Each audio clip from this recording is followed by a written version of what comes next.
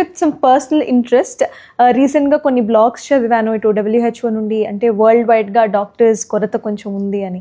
So ఇప్పుడు అబ్రాడ్కి వెళ్ళి చదువుకుంటున్నారు చాలామంది. సో వాళ్ళకి వరల్డ్ వైడ్ ఆపర్చునిటీస్ ఉంటాయా? అట్ ద సేమ్ టైం ఇండియాలో చదువుకునే వాళ్ళకి కూడా ఈక్వల్ ఆపర్చునిటీస్ ఉంటాయి అనుకోవాలా?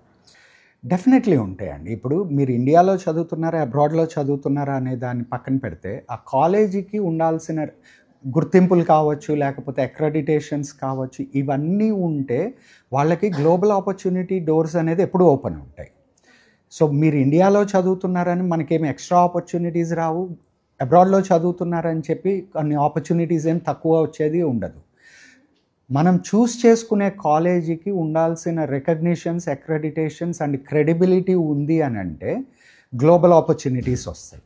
సో మనకి ఇక్కడ ఇండియాలో తీసుకోండి, మీకు కంట్రీ వైజ్గా తీసుకున్న, స్టేట్ వైజ్గా తీసుకున్న టాప్ కాలేజెస్ అనేది single count. So same applies మనం ఏ కంట్రీకి వెళ్ళినా కానీ అదే అప్లై అవుతుంది. టాప్ కాలేజెస్ కేటగిరీలో ఉన్న ఆప్షన్ని చూస్ చేసుకోగలిగితే గ్లోబల్ ఆపర్చునిటీస్ అనేది ఈక్వల్గానే ఉంటాయి, ఎక్కువ తక్కువ ఏముండదు.